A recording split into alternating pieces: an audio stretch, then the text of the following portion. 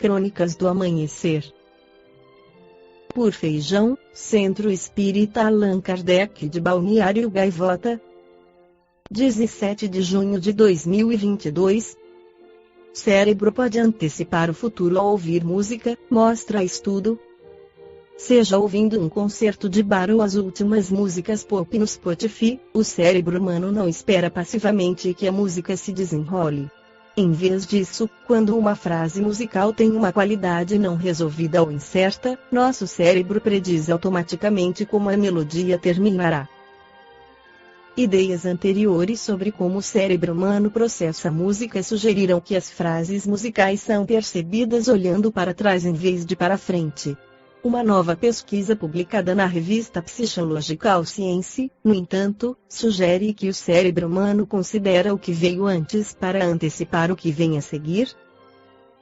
O cérebro está constantemente um passo à frente e corresponde às expectativas do que está para acontecer, disse Niels Hansen, pesquisador do Instituto de Estudos Avançados de Aarhus, da Universidade de Aarhus, na Dinamarca, e um dos dois principais autores do artigo. Essa descoberta desafia suposições anteriores de que as frases musicais parecem terminadas somente após o início da próxima frase. Hansen e seus colegas concentraram a pesquisa em uma das unidades básicas, a frase musical, uma sequência ou padrão de sons que formam um pensamento musical distinto dentro de uma melodia. Como uma sentença, uma frase musical é uma parte coerente e completa de um todo maior, mas pode terminar com alguma incerteza sobre o que vem a seguir na melodia. A nova pesquisa mostra que os ouvintes usam esses momentos de incerteza, ou alta entropia, para determinar onde uma frase termina e outra começa. Só sabemos um pouco sobre como o cérebro determina quando as coisas começam e terminam.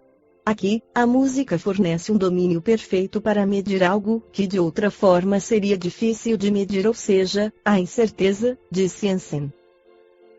Para estudar o poder de predição musical do cérebro, os pesquisadores pediram que 38 participantes ouvissem, nota por nota, as melodias do coral de bar. Os participantes podiam pausar e reiniciar a música pressionando a barra de espaço no teclado do computador. Eles foram informados de que seriam testados posteriormente sobre o quão bem eles se lembravam das melodias. Isso permitiu que os pesquisadores usassem o tempo que os participantes se demoraram em cada tom como uma medida indireta da compreensão do fraseado musical. Melodias completas. Em um segundo experimento, 31 participantes diferentes ouviram as mesmas frases musicais e avaliaram o quão completas elas soavam. Os participantes julgaram que as melodias que terminavam em tons de alta entropia eram mais completas e permaneceram nelas por mais tempo. Podemos mostrar que as pessoas tendem a experimentar tons de alta entropia como finais de frases musicais. Esta é uma pesquisa básica que nos torna mais conscientes de como o cérebro humano adquire novos conhecimentos não apenas da música, mas também quando se trata de linguagem, movimentos ou outras coisas que acontecem ao longo do tempo, disse Alec Cragnes, pesquisador de pós-doutorado em a Universidade de Toronto Scarborough e segundo autor principal do artigo. Em longo prazo, os pesquisadores esperam que os resultados possam ser usados para otimizar a comunicação e as interações entre as pessoas ou, alternativamente, para entender como os artistas são capazes de provocar ou enganar o público. Para os pesquisados, o estudo mostra que os humanos utilizam as propriedades estatísticas do mundo ao redor deles não apenas para prever o que provavelmente acontecerá a seguir, mas também para analisar fluxos de entrada contínua e complexa em segmentos de informação menores e mais gerenciáveis. Na Revista Espírita de maio de 1864, Allan Kardec esclarece sobre a teoria da presciência. Como é possível o conhecimento do futuro? Compreende-se as previsões dos acontecimentos que são consequência do estado presente, mas não dos que nenhuma relação tem com eles, e, ainda menos, dos que são atribuídos ao acaso. Diz-se que as coisas futuras não existem, que ainda estão no nada, então como saber se acontecerão? Contudo, são muito numerosos os exemplos de predições realizadas, de onde concluir-se que aí se passa um fenômeno cuja chave não se tem, pois não há efeito sem causa.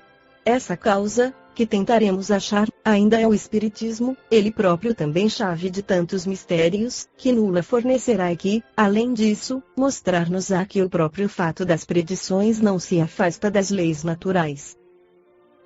Como comparação, tomemos um exemplo nas coisas usuais, e que auxiliará a compreender o princípio que teremos de desenvolver. Suponhamos um homem colocado no alto de uma montanha, considerando a vasta extensão da planície. Nessa situação, pouco será o espaço de uma légua, e facilmente poderá ele abarcar de um golpe de vista todos os acidentes do terreno, do começo ao fim da estrada. O viajante que por primeira vez percorre essa estrada sabe que caminhando chegará ao fim. Isto é simples previsão da consequência de sua marcha. Mas os acidentes do terreno, as subidas e descidas, os riachos a transpor, as matas a atravessar, os precipícios onde pode cair, os ladrões postados para o assalto, as hospedarias onde poderá descansar, tudo isto independe de sua pessoa. Para ele, o futuro é desconhecido, porque sua vista não vai além do pequeno círculo que o envolve. Quanto à duração, média pelo tempo consumido em percorrer o caminho. Tirai-lhe os pontos de referência e apaga-se a duração. Para o homem que está na montanha e que acompanha o viajante com o olhar, tudo isto é presente. Suponhamos que esse homem desça até o viajante que lhe diga, em tal momento encontrareis tal coisa, sereis atacado e socorrido. Ele predirá o futuro. Para o viajante, isto é o futuro. Para o homem da montanha é o presente. Agora, se sairmos do círculo das coisas puramente materiais e, por pensamento, entrarmos no domínio da vida espiritual, veremos esse fenômeno reproduzir-se em escala muito maior. Os espíritos desmaterializados são como o homem da montanha. O espaço e tempo não existem para eles. Entretanto, a extensão e a penetração de sua vista são proporcionais à sua depuração e à sua elevação na hierarquia espiritual. Em relação aos espíritos inferiores, eles são como um homem munido de poderoso telescópio, ao lado de outros que observam a olho nu. Nestes últimos a vista é circunscrita, não só porque dificilmente podem afastar-se do globo a que estão ligados, mas porque a grosseria de seu perispírito vela as coisas afastadas, como faz a névoa em relação aos olhos do corpo. Compreende-se, pois, que conforme o grau de perfeição, um espírito possa abarcar um período de alguns anos, de alguns séculos, e até de muitos milhares de anos, pois o que é um século em comparação com a eternidade? Diante dele os acontecimentos não se desenrolam sucessivamente, como os incidentes da estrada do viajante. Ele vê simultaneamente o começo e o fim do período. Todos os acontecimentos que nesse período são o futuro para o homem da terra, para ele são o presente. Poderia ele, pois, vir dizer-nos com certeza, tal coisa acontecerá em tal época, porque ele vê essa coisa, assim como o homem da montanha vê o que espera o viajor na estrada. Se ele não diz, é porque o conhecimento do futuro seria nocivo ao homem. Ele entravaria o seu livre-arbítrio, paralisá-lo-ia no trabalho que deve realizar para o seu progresso. O bem e o mal que o esperam lhe são desconhecidos a título de provação. Esta foi a crônica do amanhecer de 17 de junho de 2022. Por Feijão Centro Espírita Allan Kardec de Balneário Gaivota. Que a paz esteja com todos.